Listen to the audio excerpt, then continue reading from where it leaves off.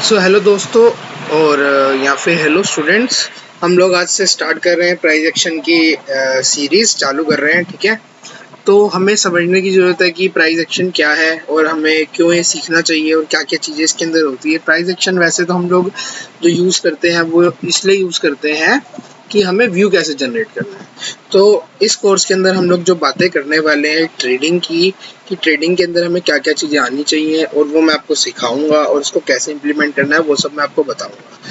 तो सबसे पहले आप बाइंग सेलिंग ये वो आप यूट्यूब पे जाके सीख लीजिए कि कैसे आप बाइंग कर सकते हैं, कैसे आप लोग स्टॉप लॉस लगा सकते हैं। वो यूट्यूब पे आपको बहुत आसानी से मिल जाएगा, तो वो मैं आपको नहीं सिखाऊंगा। तो डायरेक्ट हम लोग चालू करते हैं कि ट्रेडिंग के अंदर हमको क्या क्या चीज़ें आनी चाहिए। ट्रेडिंग के अंदर हमको नंबर 1 पे जो होता है वो होता है टूल या फिर इंस्ट्रूमेंट। दूसरे नंबर पे जो हमारे पास आता है वो आता है कि हमें क्या चीज़, दूसरे नंबर पे आता है risk management. Risk and money management, कि हमें लॉट साइज वगैरह कितना लेना है और वो सब मैं आपको बताऊंगा अभी आगे। और तीसरे नंबर पे हमारे पास आता है व्यू। तो यहाँ पे तीनों चीज़ें हमारे को समझने की बहुत बहुत ज़रूरत है, क्योंकि ये सबसे ज़्यादा इम्पोर्टेंट चीज़ें हैं जो हमें ट्रेडिंग में आनी चाहिए। और इन्हीं तीन चीज़ों को मिला के हमारी ट्रेडिंग बनती है और एक ट्रेडिंग करियर हमारे में मतलब हमारा स्टार्ट होता है इन तीन चीज़ों को समझ के। सबसे पहले जो हम लोग बात कर लेते हैं वो करते हैं टूल्स की। तो समझते हैं टूल्स क्या होता है हमारे पास। टूल्स का ये मतलब है कि हम किस किस इंस्ट्रूमेंट में ट्रेड कर सकते हैं। नंबर 1 पे हमारे पास आता है नॉर्मल स्टॉक्स। ठीक है, दूसरे नंबर पे हमारे पास आते हैं फ्यूचर्स।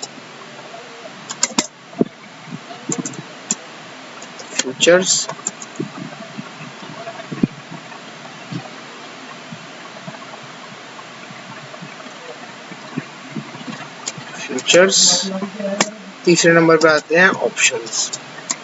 तो अगर हम लोग यहाँ पे बात करें कि इसके अंदर रिस्क वगैरह कितना होता है, स्टॉक्स के अंदर हमारा कम रिस्क होता है तो रिवॉर्ड भी कम होता है।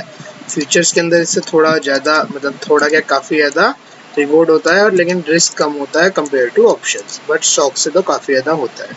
तो हमको ये चीज़ें समझनी है कि हमें ट्रेड किसके अंदर करना है। इसके अंदर हमारे पास अदर ऑप्शंस भी आते हैं, जैसे कि हमारे पास क्रिप्टोज आ जाते हैं, ठीक है, या करेंसीज आ जाती हैं।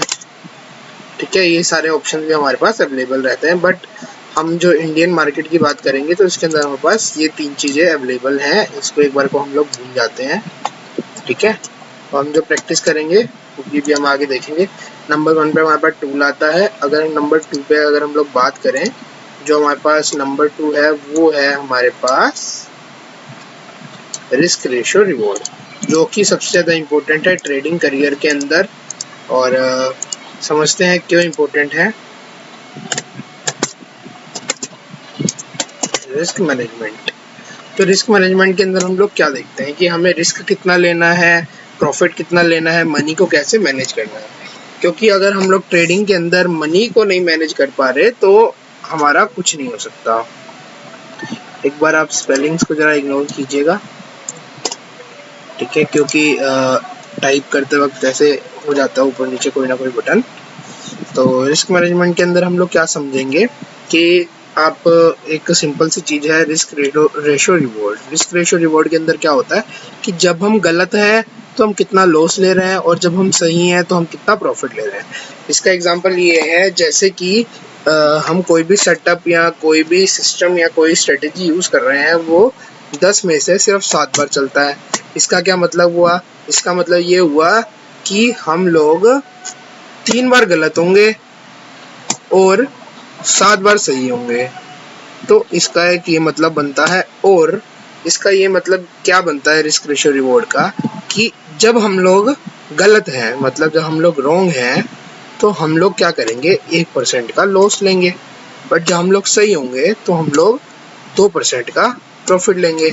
इसका मतलब क्या हुआ 1:2 हम लोग लेके चलेंगे। मतलब 1% जब हम गलत होंगे तो हमारा जो रिस्क रहेगा वो रहेगा 1% का, लेकिन जब हम लोग ठीक होंगे तो हम लोग प्रॉफिट लेके चलेंगे 2% का। अब इसका क्या मतलब हुआ कि जब मैंने मान के चलो एक ट्रेड लिया, और वो मेरा हो गया लॉस।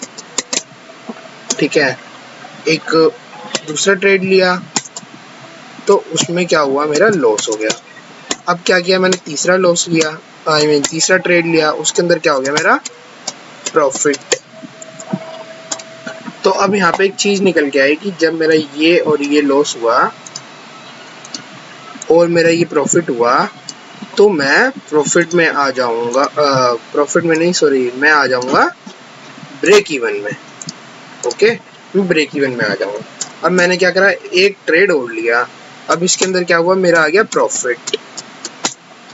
जब मेरा प्रॉफिट आया तो मैं क्या रहूंगा, प्रॉफिट में आ जाऊंगा। अब ऐसा क्यों, अब वो चीज मैं समझते हैं।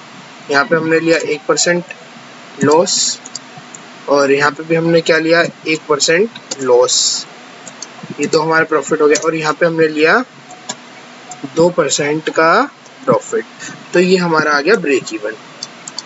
और जब हम लोग इधर आए तो हमने क्या करा, 2% का दोबारा से प्रॉफिट ले लिया, तो हम ओवरऑल में 2% के प्रॉफिट में आ गए। इसी तरीके से हमारा ये चलता है रिस्क रेशो रिवॉर्ड। और इसके अंदर एक और 2-3 बातें होती हैं कि लॉट साइज कितना लेना है, ये सारी चीज़ें, वो सब एक डिफरेंट चीज़ें हैं, वो अकॉर्डिंगली होती हैं। तो एक आप इतना सा ओवरव्यू लीजिए और ये चीज़ें आपको समझने की ज़रूरत है अगर आप ट्रेडिंग के अंदर बहुत अच्छा बनना चाहते हैं। आपको ये रिस्क रेशो रिवॉर्ड के अंदर बहुत ही ज़्यादा फोकस करना होता है। और तीसरा एक हमारा पॉइंट आता है व्यू।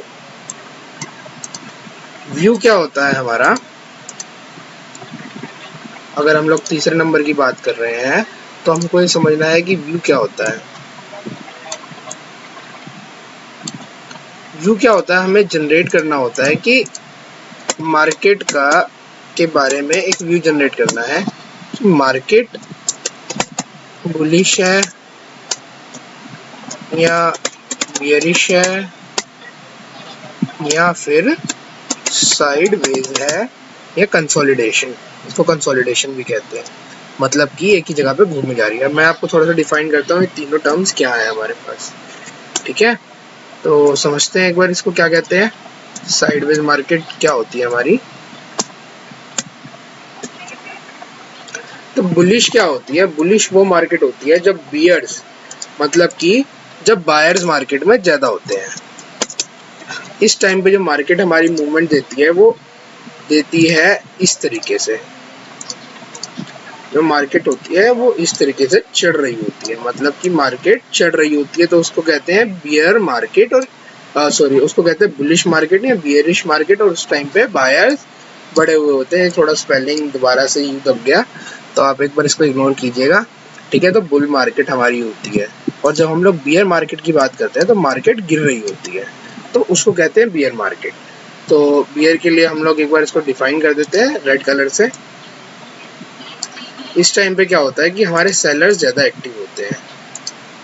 इस टाइम पे जो होते हैं हमारे सेलर्स ज़्यादा एक्टिव होते हैं। साइडवेज जो मार्केट होता है, इस टाइम पे जो मार्केट होती है वो कंसोलिडेशन जोन में होती है और वो कुछ भी समझ नहीं पा रही होती है कि मार्केट किस साइड में जाएगा। इस टाइम पे मार्केट कुछ इस तरीके से मूवमेंट दे रही होती है, इस तरीके से मूवमेंट कर रही होती है, एक जोन के अंदर घूम रही होती है मार्केट। तो हम इन तीनों चीज़ों को समझते हैं। अगर अब बायर का क्या मतलब होता है, अगर आपको पता हो तो बायर के अंदर हम लोग क्या करते हैं कि कम में लेके ज़्यादा में बेच देते हैं। मतलब कि बाय करा हमने 100 रुपये पे और सेल हमने करा 110 रुपये पे, तो हमारा 10 रुपीज़ का प्रॉफिट आ गया। ठीक है, ये हो गया हमारा बाइंग सिचुएशन में, मतलब बायर सिचुएशन में, बुलिश सिचुएशन में। और सेल क्या होता है, हमने सेल करी कोई चीज़ 100 रुपये में और उसको बाय कर लिया 90 रुपये में, तो हमको 10 रुपये का प्रॉफिट हुआ। ठीक है, इसके अंदर क्या हो रहा है, बायर वाली मार्केट के अंदर जब मार्केट चढ़ रहा है तो हमें प्रॉफिट हो रहा है। सेल मार्केट में क्या होता है कि जब मार्केट गिर रहा है तो हमको प्रॉफिट हो रहा है। तो हमें ये आइडेंटिफाई करना है, इसके ऊपर व्यू जनरेट करना होता है। अब इस व्यू जनरेट करने के लिए और एक और तीसरी मार्केट होती है साइडवेज, उसको भी कैसे ट्रेड करना है वो भी मैं आपको बताऊंगा, इसके अंदर ब्रेकआउट वगैरह सारी चीज़ मैं आपको समझाऊंगा। तो सबसे पहले हम लोग समझते हैं कि अब हमें ये व्यूज़ कैसे जनरेट करने हैं कि मार्केट बुलिश है, बियरिश है, साइडवेज है, और व्यू जनरेट करके उसको ट्रेड कैसे करना है। तो उसके लिए हमारे पास आती हैं दो टर्म्स और, तो उस टर्म्स को हम लोग कहते हैं टेक्निकल एनालिसिस और दूसरी आती है प्राइस एक्शन। अब टेक्निकल एनालिसिस क्या होती है हमारी, इसके अंदर क्या होता है वो समझते हैं हम लोग। टेक्निकल एनालिसिस के अंदर हम लोग इंडिकेटर्स पे ट्रेडिंग करते हैं। क्या करते हैं हम लोग, इंडिकेटर्स पे ट्रेडिंग करते हैं। अब ये इंडिकेटर्स क्या होते हैं, ये इंडिकेटर्स हमको बाइंग और सेलिंग के सिग्नल जनरेट करके देते हैं। ठीक है, कब हमें बाय करना है, कब हमें सेल करना है। बट इसके अंदर क्या होता है कि जनरली जो होता है कभी कभी सिग्नल्स फॉल्स होते हैं। ठीक है, ज़्यादातर सिग्नल्स फॉल्स होते हैं और लेट इंडिकेशंस मिलते हैं हमको। अब क्या होता है कि जब हमें लेट इंडिकेशन मिलता है तब तक वो पूरा ट्रेंड या तो ख़त्म हो चुका होता है या तो हमें बहुत ही ज़्यादा लेट एंट्री मिलती है। तो इस वजह से हम लोग टेक्निकल एनालिसिस यूज़ नहीं करेंगे, हम लोग करेंगे प्राइस एक्शन का इस्तेमाल। प्राइस एक्शन में क्या हम लोग स्टडी करेंगे, प्राइस एक्शन के अंदर हम लोग पैटर्न्स पढ़ते हैं, जैसे कि ये एम पैटर्न हो गया, ये चार्ट पैटर्न्स हो गए। ठीक है, और हमारे कैंडल स्टिक्स के हिसाब से कैसे एंट्री करनी है, कैंडल स्टिक्स क्या होती है, ये सारी चीज़ हम लोग समझेंगे। तो प्राइस एक्शन के अंदर हम लोग ये बातें समझेंगे कि इन पैटर्न्स को कैसे आइडेंटिफाई करना है, कैसे समझना है, कैसे इनके ऊपर से हमें ट्रेड करना है, और बाइंग एंड सेलिंग के सिग्नल्स कैसे जनरेट करने हैं। तो हम इसके अंदर ये चीज़ समझेंगे। तो ये थी हमारी क्लास 1, आप इसमें से इतना समझिए। नेक्स्ट वीडियो के अंदर हम प्राइस एक्शन के अंदर क्या क्या चीज़ें सीखेंगे, क्या क्या चीज़ें समझेंगे, वो सारी चीज़ें हम लोग कवर करेंगे।